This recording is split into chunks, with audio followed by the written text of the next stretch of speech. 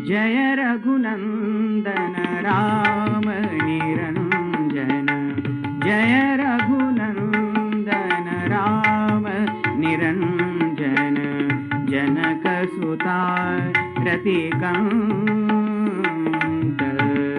जनक सुता रतिकांत, जय रघुनंदन राम निरंजन, सुर नर वानर, सुर नर वानर हे चरणी से चर, सुर नर वानर हे चरणी से चर, जस गुण गावे अनंत, जस गुण गावे अनंत, जय रघुनंदन राम निरंजन।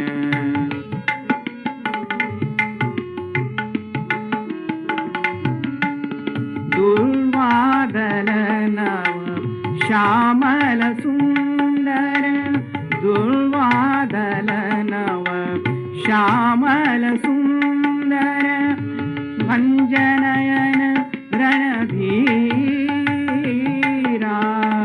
कंजनयन रणधीरा, वामे धनुर्धर दक्षिणिषित शर, वामे धनुर्धर दक्षिणिषित शर, जलधि कोटि गंभीरा, जलधि कोटि गंभीरा, जय रघुनंदन राम निरंजन, जय रघुनंदन राम निरंजन।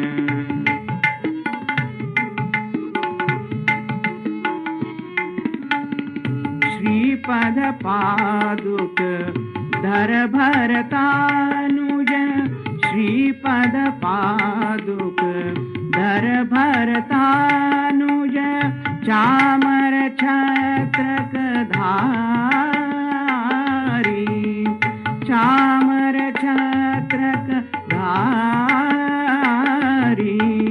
शिव चतुरानन सनक सनातन, शिव चतुरानन सनक सनातन, शतमुख रहे कर जोरी, शतमुख रहे कर जोरी, जय रघुनंदन राम निरंजन, जय रघुनंदन राम निरंजन।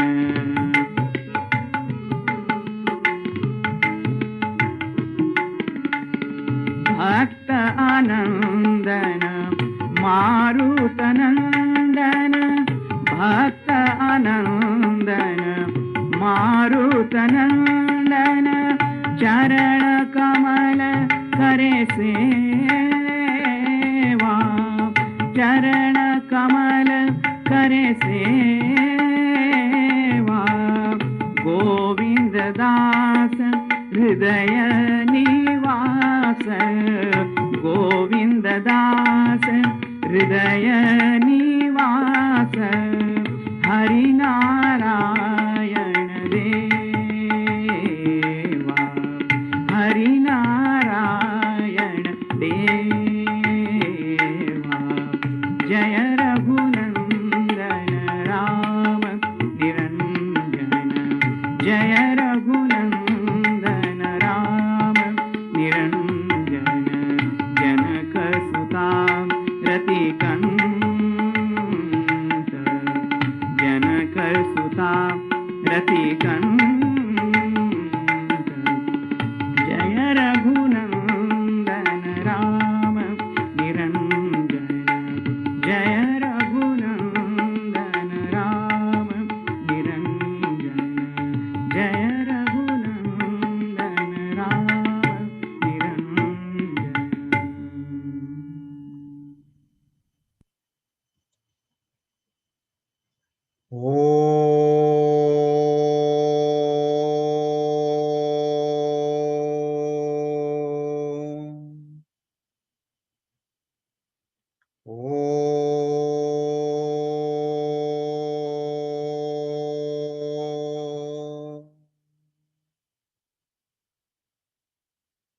ओम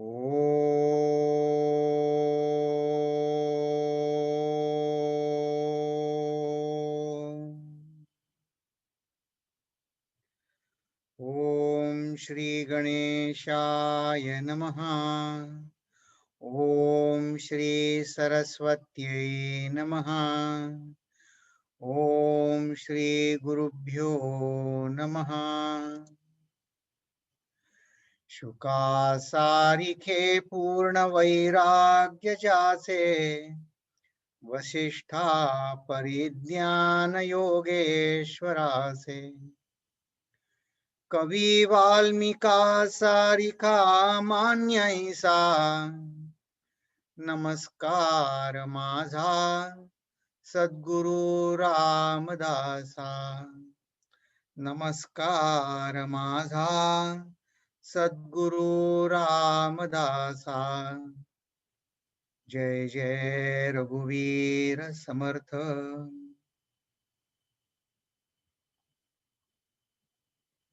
नमस्कार. आपण 5व्या दशकात आहोत आणि आतापर्यंत आपले 5 समास या दशकातले बघून झाले आणि आपण शुद्ध ज्ञान निरूपणाच्या समासाला गेल्या वेळेस सुरुवात केली.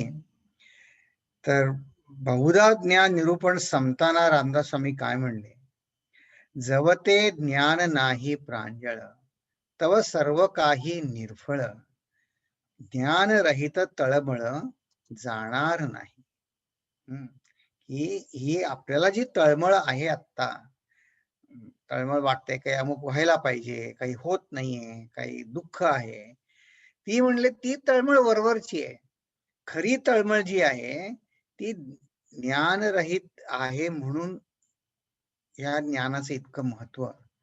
आणि ह्या समासामध्ये महत्व सांगताना तर रामदास स्वामी असं म्हणणार आहे की ह्या ज्ञानाने सर्वज्ञता अंगी बाणे. रामदास स्वामींचे शब्द आहेत. तर इतकं ह्या ज्ञानाचं महत्व आहे.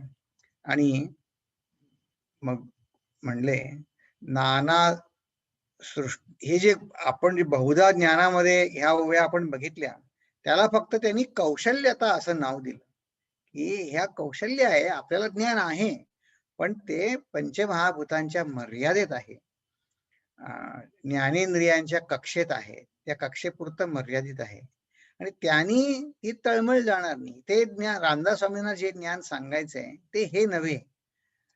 तर मग ते काय म्हणले की कसं आहे ज्ञान, तरी हे कैसे, हा शिष्याचा प्रश्न आहे. तरी ते कैसे आहे ज्ञान, समाधानाचे लक्षण, ऐसे हे विशद करून मज निरोपावे. बघा, ह्या ज्ञानाला तो शिष्य समाधानाचं लक्षण समजतोय. म्हणजेच हे ज्ञान असं आहे की त्यांनी मला पूर्ण समाधान मिळेल. बघा, आपली सगळी धडपड समाधानासाठी असते की नाही, आणि मग समाधान नाही मिळालं तर मग बाकीचं ज्ञान, बाकीचं वैभव काय उपयोगाचं. म्हणून तो शिष्य बघा कसं म्हणला, मला तुम्ही हे ज्ञान समाधानाचं लक्षण तुम्ही सांगा. मग रामदास स्वामी त्याला सांगितलं की हे जे आहे ते शुद्ध ज्ञान पुसिले, ते पुढले समासी निरोपिले, श्रोता अवधान दिले पाहिजे पुढे. ते म्हणजे लक्ष द्या बरं का, कारण हा समास जरा समजायला ते शुद्ध ज्ञान आपल्याला पचायला पाहिजे ना. मग आपण हे ओव्या गेल्या वेळेस बघितले आहेत. म्हणाले ज्ञान, हे ज्ञान कसं आहे, हे ज्ञानाचं लक्षण काय आहे. ज्ञान म्हणजे आत्मज्ञान, आणि त्याचं लक्षण सांगतायत ना. म्हणले आपल्याला आपण पाहावं, आरशात आपलं व्यक्तिमत्व आपण पाहावं, आपलं रूप नाही बरं का, व्यक्तिमत्व. की माझ्या मनातले विकार, माझं आनंदाचं आश्रयस्थान, मी कशाला आनंद समजतो, हे माझं मला कळण्यासाठी हे ज्ञान, हे शास्त्र उपयोगी पडेल. आणि त्याचं महत्व काय म्हणाले की हे दृश्य, ह्या ज्ञानाने दृश्य प्रकृती सरे, पंचभूत ओसरे, म्हणजे जे पंचभूतांच्या कक्षेच्या पलीकडे आहे. आणि हे समजायला आपण मनाच्या श्लोकातला एक श्लोक सुद्धा बघितला, आणि तिथे जे रामदास स्वामींनी सांगितलं की मना सर्व जाणीव सांडून राहे, त्या जाणीवेच्या पलीकडे जा, कारण नाही तर मग आपण काय होऊ, आपण हे अहंता गुणे आपण ब्रह्मराक्षस होऊ. तर तसं व्हायला नकोय. म्हणजेच ते सांगतायत की समूळ द्वैतच्या बाहेर जा आणि हे द्वैत निवारण करायचं. द्वैत नको, मी तू किंवा मला दुसऱ्यापासून सुख घ्यायचं आहे, म्हणजे दोन आल्या की नाही गोष्टी, ह्यालाच ते द्वैत म्हणतात. आणि म्हणून हे द्वैत जिथे निवारे त्याला त्यांनी अद्वैत ज्ञान, जिथे द्वैत नाही. आणि त्याला सामान्य भाषेमध्ये हा योगशास्त्रातले टर्म आहे ही, तुर्या प्रत्यक्ष द्वैत, तुर्या अवस्था. योगशास्त्रामध्ये तुर्य अवस्थेला सर्वश्रेष्ठ मानलेलं आहे. ह्याचंही विश्लेषण आपण गेल्या वेळी बघितलं की या अवस्थात्रय विवेक, अवस्थात्रय म्हणजे आपण जागे असतो, मग आपण झोपी जातो, मग आपल्याला स्वप्न पडतं, मग पुन्हा आपण जागे होतो. तर वेदांत शास्त्र म्हणतं ह्या 3 अवस्था येतात आणि जातात, त्या कोणाला येतात आणि जातात ते सांगा. तर योगशास्त्राचा असा सिद्धांत आहे की अशी मनोमन खात्री पटणं की जागेपणचा मी नव्हे, सुषुप्तीपणचा मी नव्हे, स्वप्न काळातला मी नव्हे, मी त्यापेक्षा वेगळा. संस्कृत म्हणजे तुर्या म्हणजे 4, तर चौथी असं नाही समजायचं, या तिघांपेक्षा वेगळी तो मी. तर अद्वैत वेदांत असं म्हणतो आणि रामदास स्वामी तेच म्हणतायत की तुम्ही या 3 अवस्थांपेक्षा वेगळे. योगशास्त्र ही फार उच्च अवस्था आहे बरं का, पण ह्या अवस्थेमध्ये सुद्धा तुम्ही वेगळे आहात हे दिसतं की नाही तुम्हाला. ह्या 3 मी जागृत, सुषुप्ती, स्वप्न यापेक्षा मी वेगळा आहे, म्हणजे म्हणले द्वैत आहेच तिथे. आणि तिथे सुद्धा म्हणून शुद्ध ज्ञान सतत ते वेगळेची असे. ऐक म्हणून म्हणतात हे योगशास्त्राच्या मर्यादेत तेवढं अडकू नकोस. उपासना म्हणून योगशास्त्र अद्वैत वेदांताला मान्य आहे, वासना शुद्धीसाठी, मनशुद्धीसाठी. योगशास्त्र उत्तमच आहे, पण रामदास स्वामींच्या मते शुद्ध ज्ञानाचे लक्षण आणखी वेगळं आहे. ते म्हणले की शुद्ध स्वरूपची आपण, या नाव शुद्ध स्वरूप ज्ञान जाणीजे श्रोती. पुढे म्हणतात महावाक्याचा उपदेश भला, परी त्याचा जप नाही बोलिला. कारण योगशास्त्राच्या पलीकडे मर्यादा ओलांडून फक्त अद्वैत वेदांतच जातं, आणि अद्वैत वेदांताचं जणू काही शिखर, त्या ज्ञानाचं शिखर म्हणजे हा महावाक्य उपदेश आहे. पण ते सुद्धा रामदास स्वामी म्हणतात महावाक्याचा उपदेश भला, उत्तमच आहे, पण त्याचा जप नाही बोलिला, तेथीचा तो विचारची केला पाहिजे साधके. म्हणजे नुसतं पोपटपंची आपण करायची नाही की मी अद्वैत स्वतः सिद्ध आत्मा आहे नुसतं म्हणून नाही भागत, त्याच्यावर मी मनन केलं पाहिजे, विचार केला पाहिजे. तर या आधी आपण हे रामदास स्वामींनी इथे 3 शब्द वापरले, शुद्ध ज्ञान, शुद्ध स्वरूप आणि शुद्ध स्वरूप ज्ञान. हे काय आहे ते आधी बघू आणि मग महावाक्याचा उपदेश बघू, कारण हे दोघांचा संबंध आहे. म्हणून हे आपण शुद्ध ज्ञान म्हणजे काय ते बघू.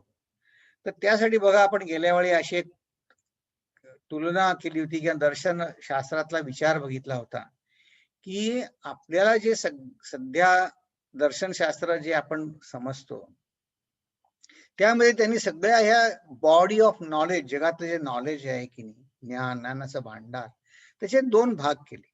एक आत्मविषयक ज्ञान आणि एक अनात्मविषयक ज्ञान, किंवा ज्याच्या विषयी आपल्याला ज्ञान करून घ्यायचंय ती वस्तू चैतन्य रूप आहे की नाही. ज्ञानेश्वर महाराज त्याला स्वसंवेद्य म्हणतात, तशी आहे का ती जड आहे. असे 2 भाग बघितले गेल्या वेळी. आणि मग ह्या संदर्भामध्ये ह्या ज्ञानाचे सगळे जे भांडार आहे त्यामध्ये मी कुठे बसतो. कारण सुख कोणाला हवंय, तळमळ कोणाला आहे, मला आहे. माझं दुःख किंवा समर्थ त्याला अज्ञान म्हणतात. हे अज्ञान गेलं पाहिजे. मग अज्ञान आणि दुःख एक कसं, किंवा ज्ञान आणि सुख एक कसं. तर हा मी जो आहे तो मीच ज्ञान हे ह्या 2 पैकी कुठल्या प्रकारात मोडतो. तर त्यासाठी बघा तुम्हाला आठवत असेल आपण गेल्या वेळी एक ऍक्टिव्हिटी केली होती, एक्सरसाइज केला की आता आपल्याला सगळ्यात जवळचं पण तरी सुद्धा वेगळं, स्वतःहून वेगळं असं काय माहिती आहे? तर आपलं शरीर, आपलं मन, अं, आपली बुद्धी, हे आपण वेगळेपणे आपण दर्शवतो सुद्धा, जाणीव सुद्धा आहे आपल्याला. पण आपलं आणि आपल्या शरीराचं तादात्म्य आत्ता इतकं आहे, की आपण नाही असं नाही म्हणत, कोणी विचारलं, "तू आत्ता बसलायस का उठलाय?" तर आपण असं नाही म्हणत, की माझं शरीर बसलंय. आपण म्हणतो, "मी बसलोय." किंवा आपल्याला जर काही बुद्धीला समजत नसेल, तर आपण त्या बुद्धीशी तादात्म्याने आपण म्हणतो, "मला समजत नाही." तर हे आपण गेल्या वेळी बघितलं, की मी शरीराच्या संदर्भात मी म्हटलं, "मी बसलोय." मनाच्या संदर्भात मी म्हटलं, "हां, मला समजतंय, मला मजा येतेय."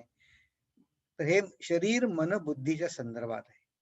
तर पण तसं पाहता वेदांताच्या परिभाषेमध्ये हे जर ह्याला मी माझ्यापेक्षा वेगळं जाणतो की नाही, शरीर दिसतं मला, जाणीव आहे.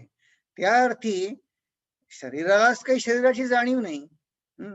तर त्या अर्थी त्याला समर्थ म्हणतात, की आत्म्याच्या प्रकाशात हा सगळा व्यवहार चालतो. तर आपण आज एक एक पाऊल आणखी पुढे जाऊ आणि त्याला असं म्हणू, की ह्या सगळ्याशी माझी प्रासंगिक तादात्म्यता आहे. प्रासंगिक म्हणजे काय? तात्पुरती, व्यवहारापुरती. म्हणजे काय? तर आता समजा आपण कुठे विमानाने जातोय, आपण काय म्हणतो, मोठं 10 भारतात जाणार असाल तर बरीच 8-10 तासाची फ्लाईट असते. मग जरा कंटाळा आला की आपण आईलमधनं फेरी मारतो. मग समजा आपल्याला कोणी भेटला ओळखीचा विमानात. आपण म्हणतो, "तू कुठे बसलाय?" मी म्हणतो, "नाही." म्हणतो, "माझी सीट तिकडे आहे." तिकडे आहे म्हणजे कुठे आहे? तर ती खरी काही सीट आपली नसते. पण त्या प्रसंगापुरती, त्या स्थलकालापुरती त्याच्याशी आपलं तादात्म्य झालंय. तर तादात्म्य शब्द सुद्धा खूप इंटरेस्टिंग आहे किंवा त्याच्यापासून आपण ज्ञान करून घेऊ शकतो. तादात्म्य म्हणजे काय? तद एव आत्मा. आत्मा म्हणजे मी जिथे मी स्वतः असं समजतो मी, त्याला मी म्हणतो माझं. तर मग तद एव आत्मा. ते म्हणजेच मी. ती सीट म्हणजे मी असं म्हणत नाही, पण ती माझी सीट आहे म्हणतो. ज्याला मी म्हणू शकत नाही, त्याला मी म्हणतो माझं.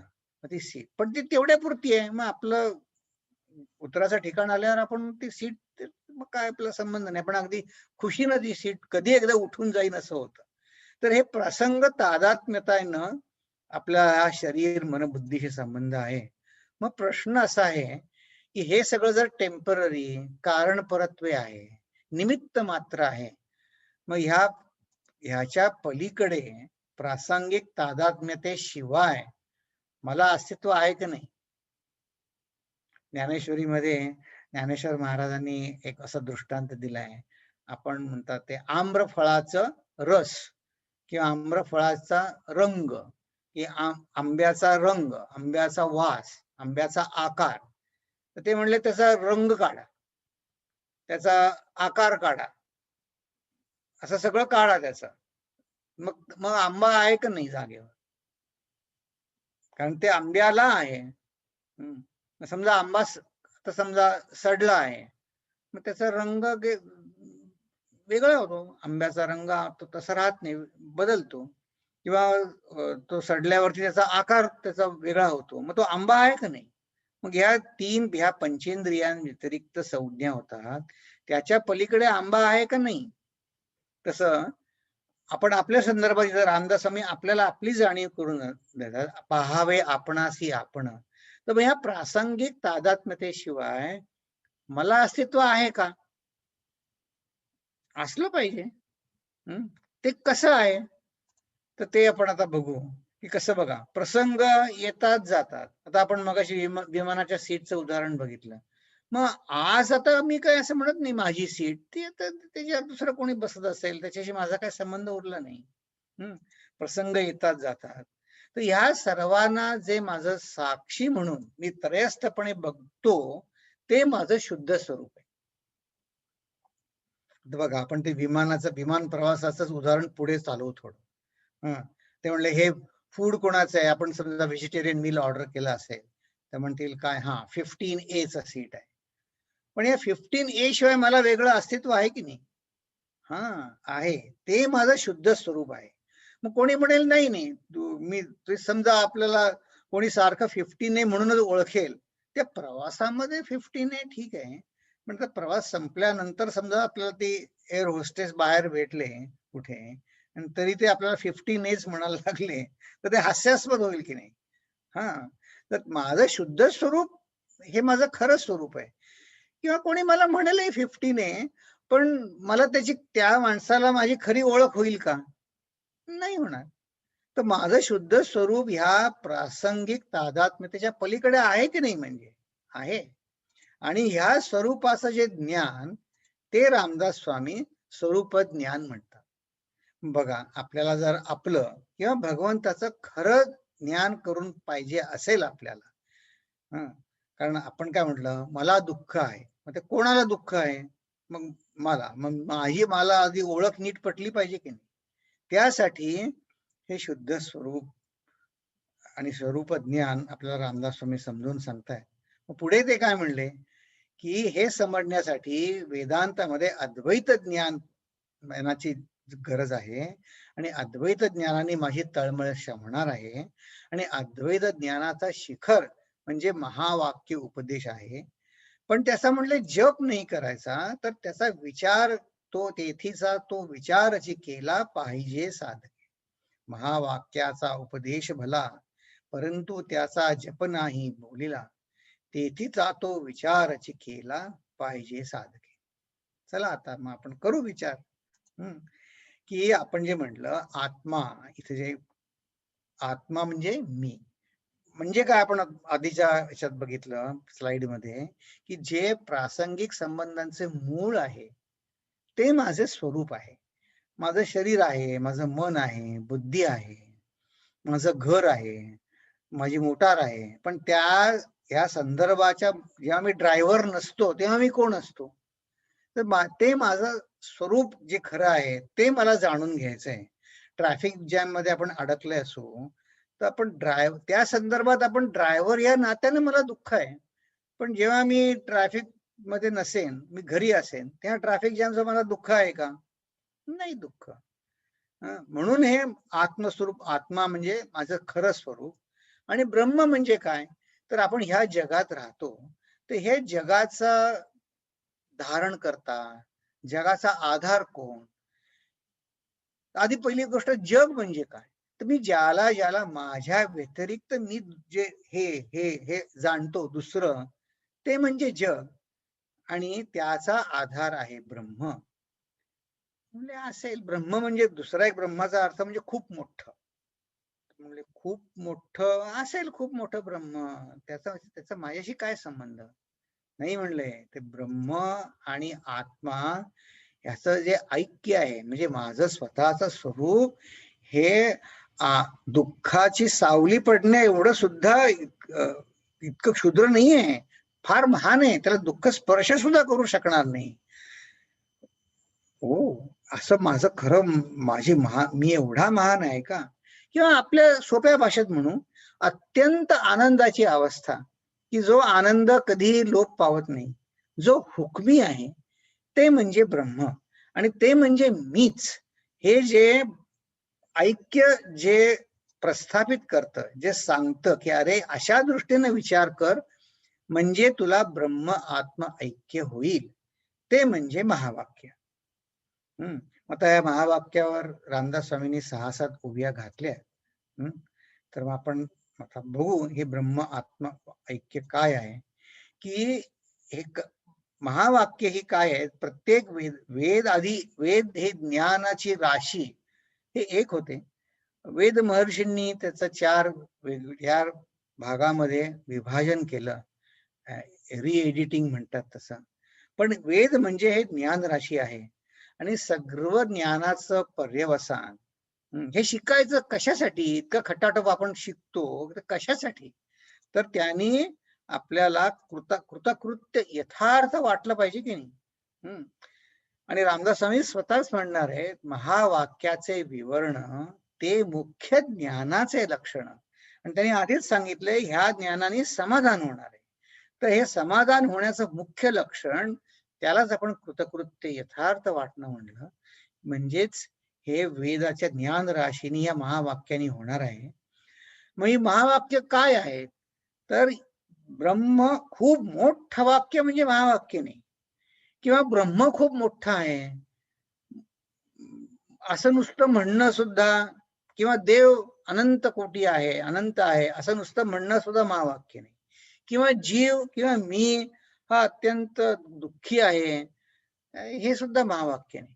पण मी आणि भगवंत किंवा माझ्यातलं माझं स्वरूप आणि ब्रह्मस्वरूप हे एक आहे, याची एकवाक्यता सांगणारं वाक्य म्हणजे महावाक्य.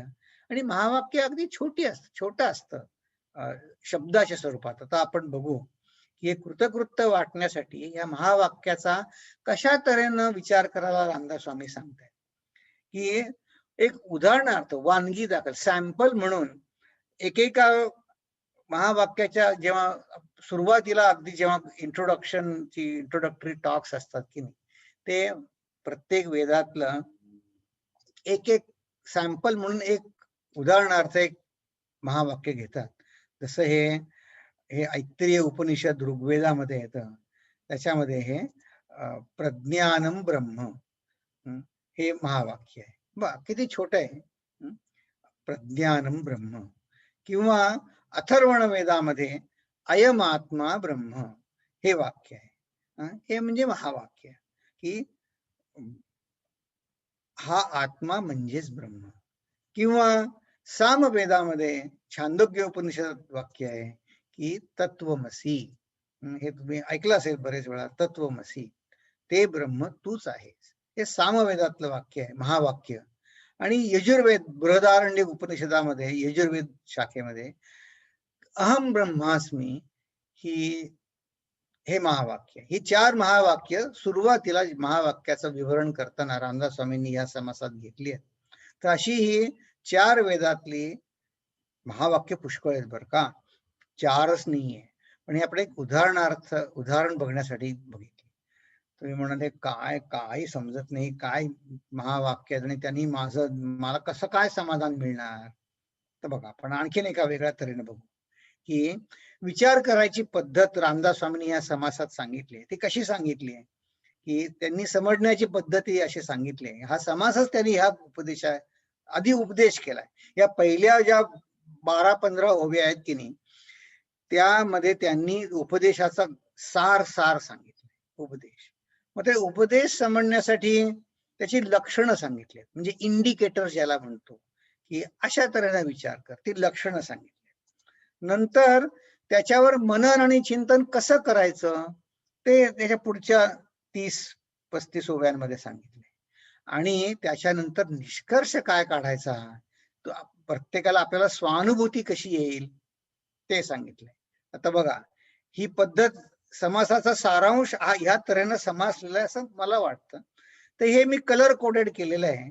आणि आता महावाक्याचे विवरण म्हणजे अनालिसिस करायला रामदास स्वामी आपल्याला सांगतायत, तर मी एक कलर कोडेड केलेलं आहे.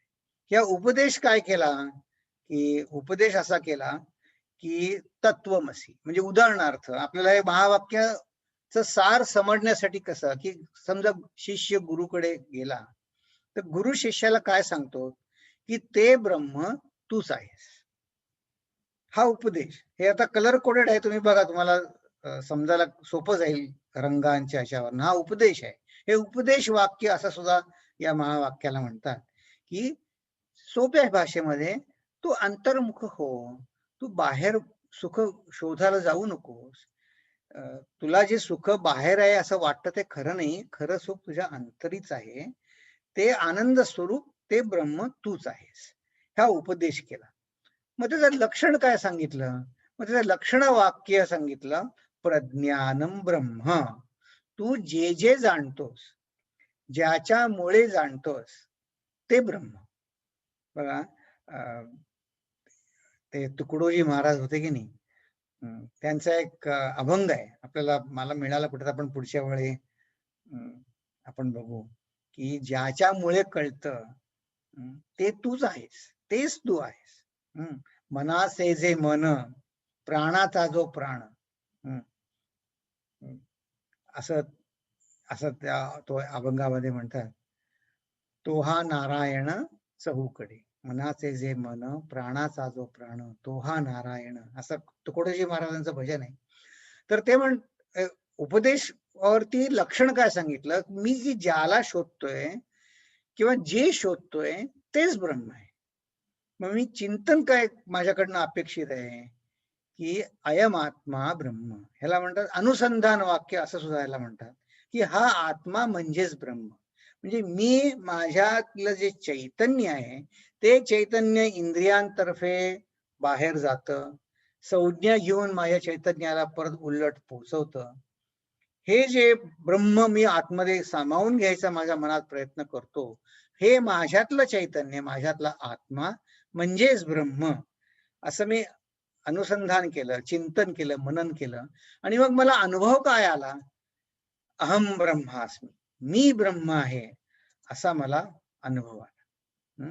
तर असा ह्या तऱ्हेनं हा समास उलगडत जाणार आहे. अजून आपण उपदेशाला नुकती आता सुरुवात होतीये या पहिल्या 14 ओव्यांमध्ये, की रामदास स्वामी हे पुढचं सगळं सांगणार आहे. पण एक जनरल आराखडा मी तुमच्या समोर मांडला, की उपदेश काय रामदास स्वामींनी सार सांगितलं, त्याचं लक्षण काय, मनन कसं करायचं आणि आपल्याला अनुभूती कशी येईल, ह्याचा हा क्रम आहे. आणि हा अशा तऱ्हेनं या महावाक्यावर विवरण या उरलेल्या समासात रामदास स्वामी करणार आहे. तर मग कसं म्हणले, हे उपदेशाचं सार काय सांगतायत ते उपनिषदाचं, महावाक्य उपदेश सार, परी घेतला पाहिजे विचार, त्याच्या जपे अंधकार, न फिटे भ्रांतीचा. नुसतं जप करण्याने भ्रांती मिटणार नाही, तर त्याचा विचार केला पाहिजे.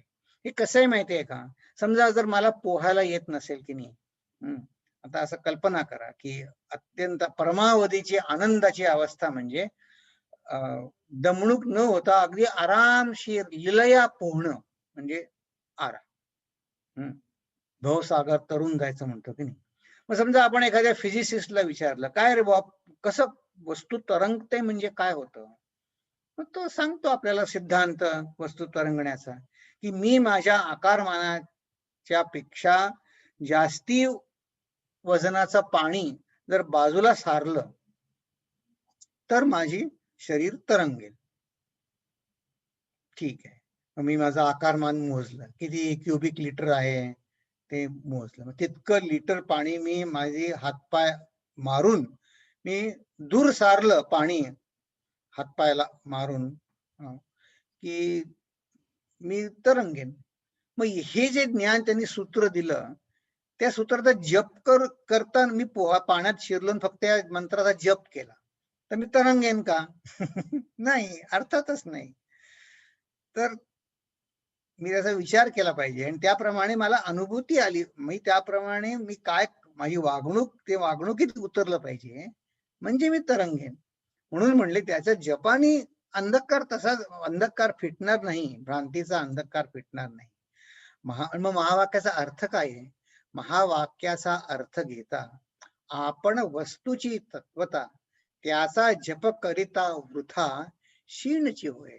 म्हणजे आधीच आपण दुःखी आहोत, आणखीन नवीन दुःख कशाला घ्या, त्या महावाक्याचा जप करायचा. ते जप नका करू म्हणाले, त्याचा अर्थ समजून घेऊया. म्हणून म्हणले ते विवरण, महावाक्याचे विवरण हे मुख्य ज्ञानाचे लक्षण, शुद्ध लक्षांशे आपण वस्तूच आहे. त्याचा शुद्ध लक्षांश जर बघितला, इम्प्लाइड मिनिंग असं ज्याला म्हणतो, ते आपणच आहोत. हा आता विचार पुरा करतो, मग आपण आणखीन आपल्या सोप्या भाषेत बघू. आपला आपणासी लाभ हे ज्ञान परम दुर्लभ, जे आदि अंती स्वयंभ स्वरूपची स्वय, जेथून हे सर्वही प्रगटे आणि सकळही जेथे आटे, ते ज्ञान झालिया फिटे भ्रांती बंधनाची. हे काही आम्हाला कळलं नाही की स्वयंभू म्हणतात, मुळात म्हणतात, त्यांनी भ्रांती बंधन फिटणार म्हणजे हे कसं काय म्हणणार. तर म्हणले आपण वस्तूची तत्वता, आपला आपणासी लाभ, हे काय आहे? पहिली गोष्ट सोप्या भाषेत बघू. वस्तू म्हणजे आत्मा. मग आपणच वस्तू आहोत. मीच आत्मा आहे आणि आपला आपणाशी लाभ म्हणजे काय? तर बघा, याच्या आधी आपण आपलं रामदास स्वामींचं काय वाक्य होतं या ओवीच्या आधी?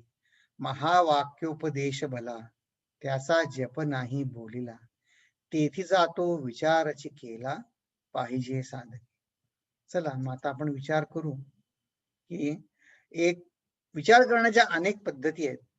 त्याच्यात एक आज आपण अगदी सोपी पद्धत बघणार आहोत, ती म्हणजे पंचकोश विवेक. ते 5 कोश काय आहेत? तर बघा की कोश म्हणजे काय? कोश म्हणजे आवरण. कोश म्हणजे कव्हर करतो तसं अगदी अक्षरशः कव्हर नाही, पण ज्या भ्रांतीखाली, ज्या विचारांमध्ये गुरफटून गेल्याने मी त्या विचारांच्या त्या कोशाच्या पलीकडे काही बघू शकत नाही, विचार करू शकत नाही, त्याला म्हणतात कोश. आच्छादनात कोश. म्हणजे काय? तर हे आपल्या वेदांतामध्ये हे आपण 5 कोश आपले सांगितले आहेत. म्हणजे काय? अन्नमय कोश, प्राणमय कोश, मनोमय कोश, बुद्धिमय किंवा विज्ञानमय कोश आणि आनंदमय कोश, असे 5 सांगतात. आणि एकापेक्षा एक सूक्ष्म आहे. म्हणजे काय? आणि हे कशासाठी करायचं? तर ते म्हणले, हा पंचकोश विवेक केला की आपणच वस्तू तत्वता आहोत. हा आपल्याला लाभ होईल. हा परम दुर्लभ लाभ म्हणतात. मग परम दुर्लभ आपल्याला काही मिळणार असेल असं विचार करून पाहिजे विचार मग आपण करूया. मग पंचकोश विवेक काय आहे? आता अन्नमय कोश.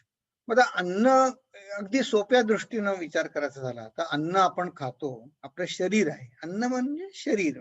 आता अन्नाचं शरीर बनलंय की नाही. मग ते शरीर सूक्ष्म कसं आहे? ते आतमध्ये प्राण चालवतात ना, त्या प्राणमय कोशावर अन्नमय कोश चालतो.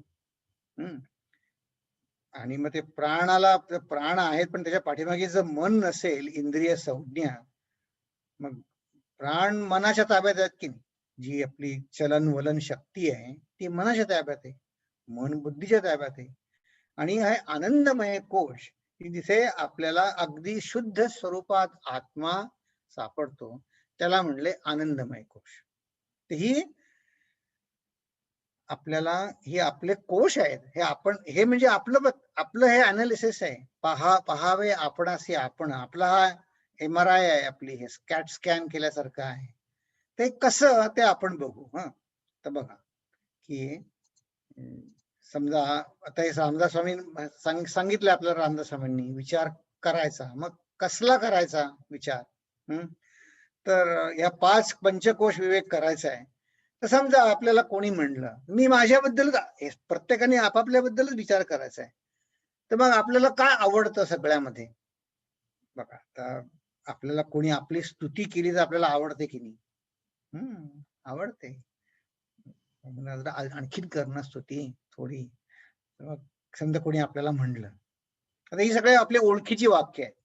कोणी आपल्याला म्हणलं, तुम्ही काय छान दिसता, किंवा या ड्रेसमध्ये फार सुंदर तुम्ही दिसता, किंवा तुमचं काय आता ब्लड रिपोर्ट आले, ते म्हणले, ओ युअर मेडिकल रिपोर्ट ते look good, all numbers are perfect.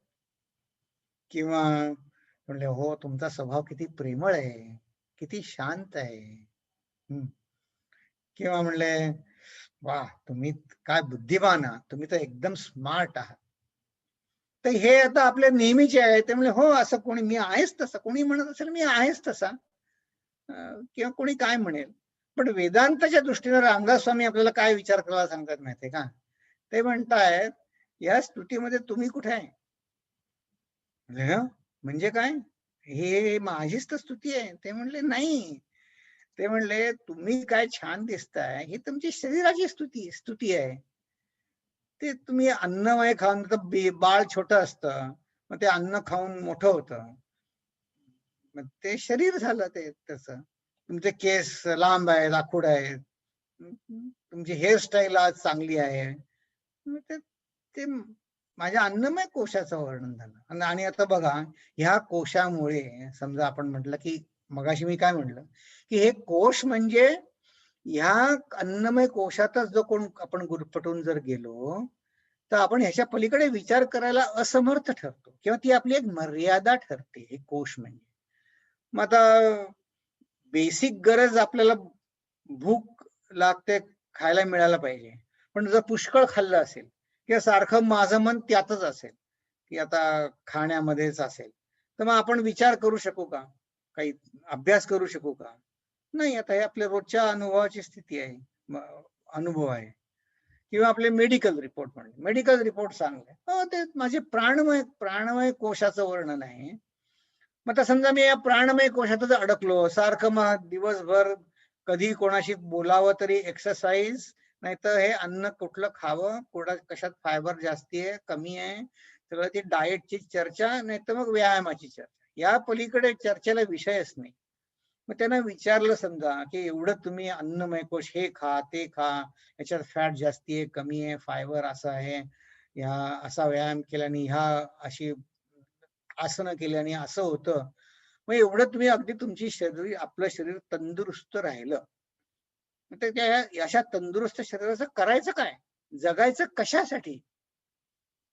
कशासाठी जगायचं ह्याचं उत्तर अन्नमय कोशात आणि प्राणमय कोशात मिळत नाही. कारण त्यांनी समाधान मर्यादित समाधान आहे, समाधान आहे पण मर्यादित आहे. त्याच्याही पलीकडे मन. मग आता हे जे अन्नमय प्राणमय कोशात अडकलेली माणसं आहे किंवा तेच महत्वाची अडकलेलं म्हणजे त्याला लेबल दिल्यासारखं झालं. ठीक आहे, आपण लेबल नको देऊया, की त्याला अतिशय महत्व देणारी किंवा ते अत्यंत महत्वाचं मानणारे जे आहेत, मग ते स्वभावाने रागीट असू शकतात किंवा ते स्वभावाने ते म्हणजे अनितीने सुद्धा वागू शकतात ते.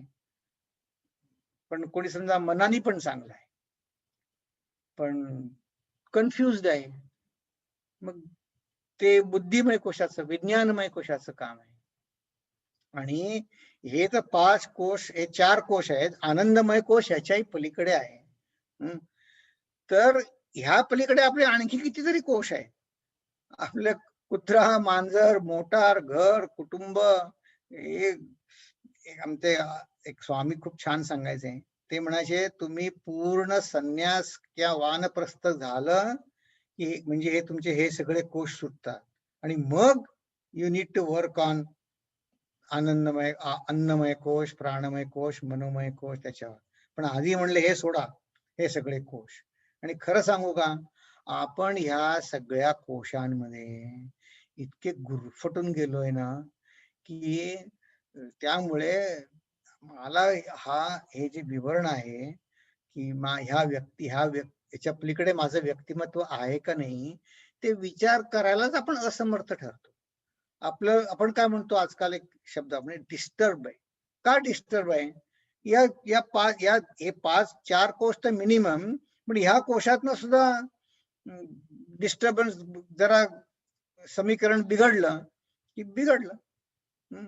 त्या ब्रह्मचारी कोर्स मध्ये स्वामीजी सांगायचे, तुम्ही एकटे आहात तर तुमचे एकट्याचे 5 कोश आहे. तुमचं लग्न झालं की तुमच्या पत्नीचे किंवा पतीचे आणखी 5 म्हणजे 10 कोश झाले तुमचे. या 10 कोशापैकी कोणालाही डिस्टर्बन्स झाला की तुम्ही डिस्टर्ब होणार. आणि आपण ह्या पंचकोशा व्यतिरिक्त कितीतरी कोश आपल्यावरच ओढवून घेतलेले आहेत. तर तुम्हाला गंमत वाटेल, एक कुत्रा मांजर काय म्हणलंय.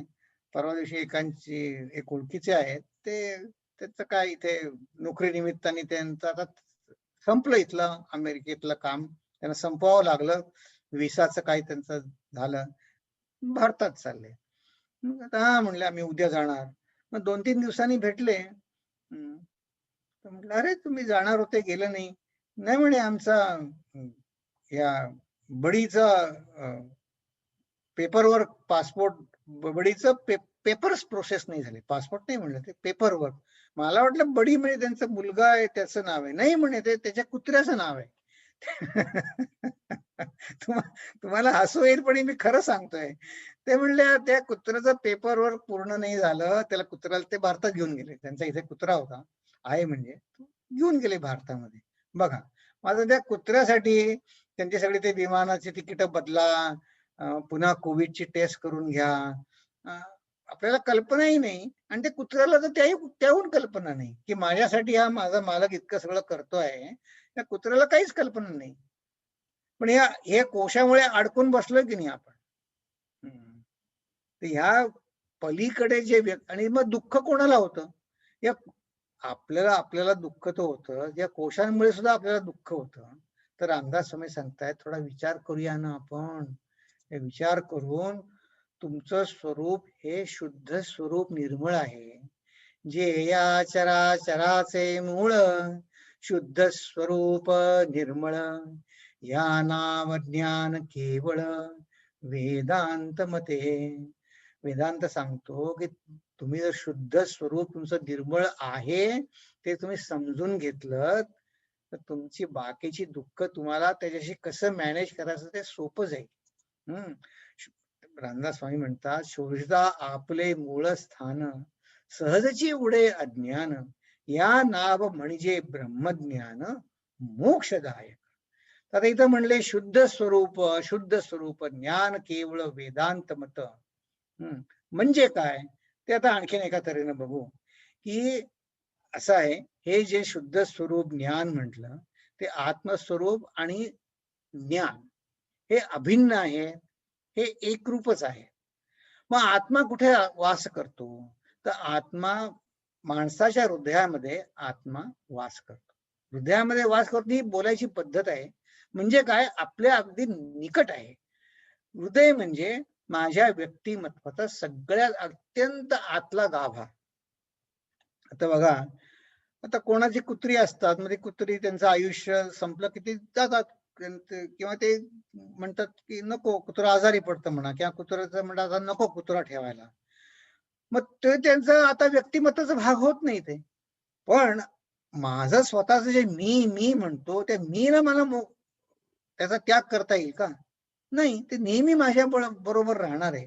तर माझ्या व्यक्तिमत्वाचा सध्या मी जो सगळ्यात आतला गाभा मानतो ते म्हणजे आत्मा, आणि ते मीच असल्यामुळे म्हणून मला ज्ञानाची ओढ आहे.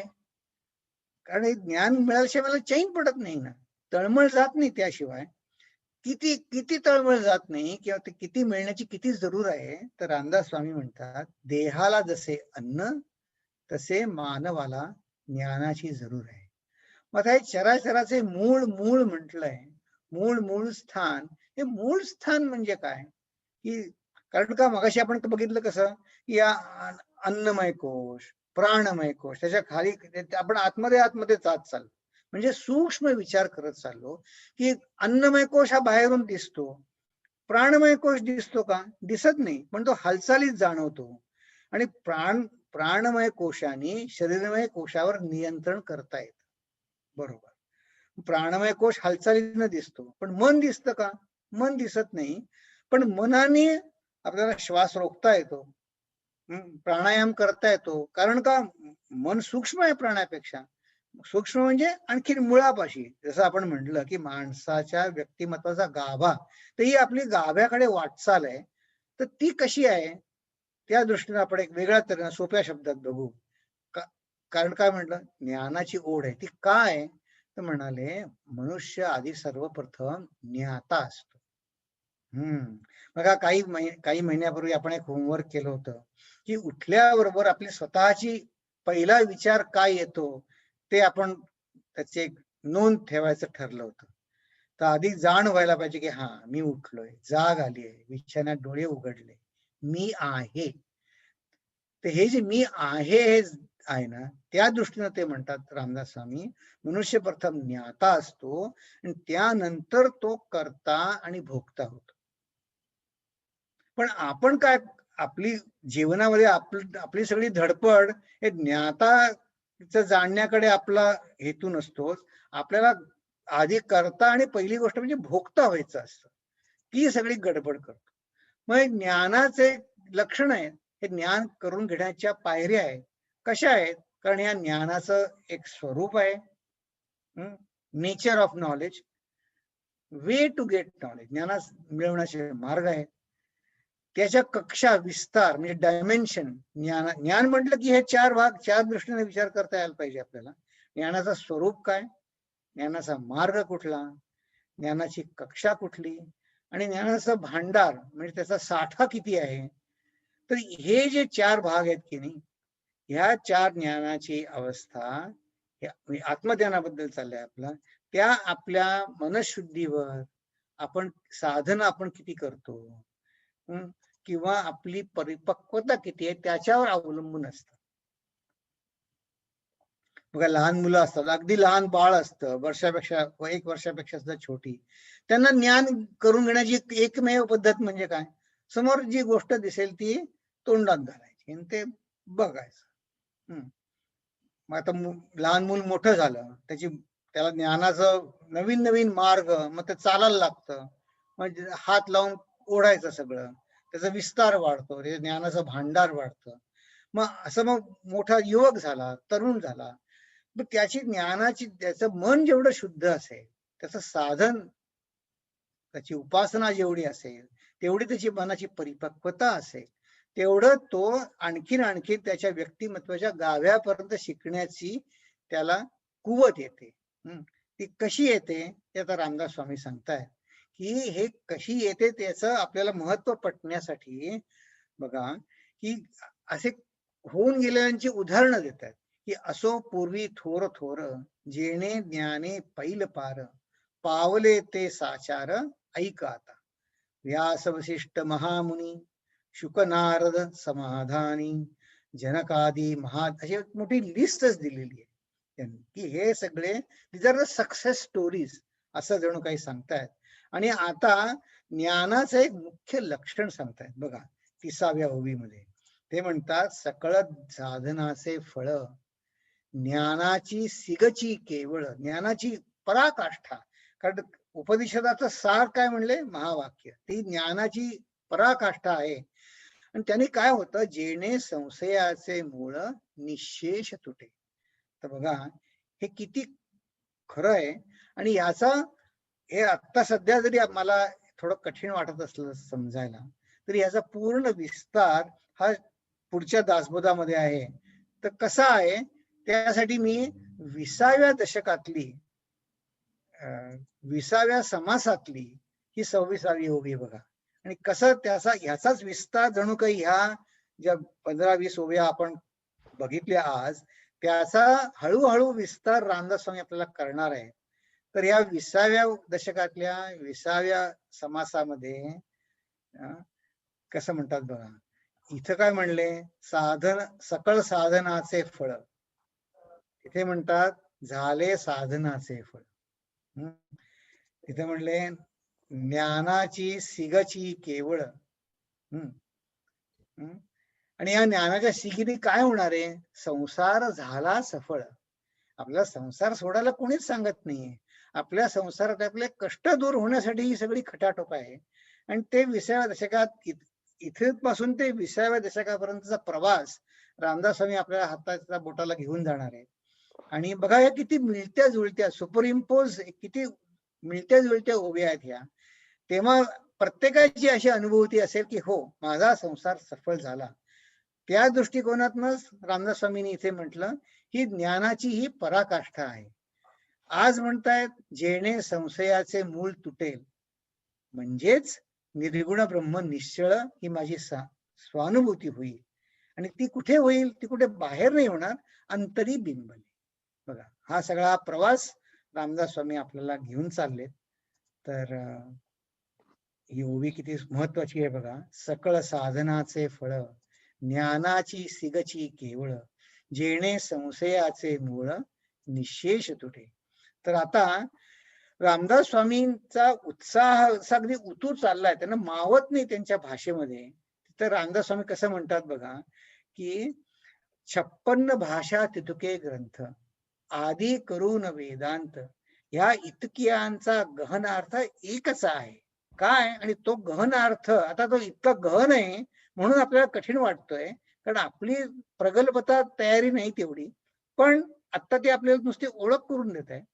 आणि सांगतात कसं, की जे नेडवे पुराणी, जेथे शिणल्या वेदवाणी, जे वेदांनाही सांगायला कठीण गेलं, ते आता येची क्षणी मी तुम्हाला बोधेन गुरुकृपे. आहा, किती त्यांचा आत्मविश्वास बघा, की जे नेणवे पुराणी, जेथे शिणल्या वेदवाणी, तेची आता येची क्षणी बोधीन गुरुकृपे. हं? हा गहन अर्थ काय आहे ते आता रामदास आपल्याला पुढे सांगणार आहे. आणि मराठी आहे म्हणून त्याला संस्कृताचे असं त्या काळी त्या काळच्या नुसार संस्कृत भाषा श्रेष्ठ. पण म्हणले कसं म्हणले, मला काय म्हणे संस्कृत इतकं येत नाही. त्या असं रामदास स्वामी अत्यंत नम्रतेनं म्हणतायत बघा. ते तर म्हणतात मला मराठी येत नाही. रामदास स्वामींना उर्दू सुद्धा उत्तम येत होतं. ते म्हणले पाहिले नसता संस्कृती, रीग नाही महाराष्ट्र ग्रंथी, हृदयी वसल्या कृपा मूर्ती सद्गुरु स्वामी. पण म्हणले माझ्या हृदयात मी सद्गुरूंना वसवलेलं आहे. आणि रामदास स्वामींचे सद्गुरू कोण? प्रत्यक्ष प्रभू रामचंद्र. ते म्हणले आता नलगे संस्कृत अथवा ग्रंथ प्राकृत, माझा स्वामी कृपे सहित हृदयी वसे. इतक्या प्रखरतेने ते आपल्याला समजावून सांगणार आहे की तेची आता येची क्षणी बोधीन गुरुकृपे. तर असं ते रामदास स्वामी सांगणार आहेत. पण आता आपली वेळ तर संपली आज. तर आता आपण पुढच्या वेळेस बघू की रामदास स्वामी कसं सांगणार आहेत आपल्याला. की त्यांच्या आत्मविश्वासाने सांगणार आहे की ते मी तुम्हाला ह्याच क्षणी तुम्हाला सांगणार आहे. तर मी प्रार्थना म्हणतो आणि मग आपण मग प्रश्नोत्तर चर्चा करायची असेल तर मी थांबतो, आपल्याला वेळ आहे. ओम पूर्णमद पूर्णमिदं पूर्णात् पूर्णमुदच्यते पूर्णस्य पूर्णमादाय पूर्णमेवावशिष्यते. ओम शांति शांति शांति. हरि ओम. श्री गुरुभ्यो नमः. हरि ओम.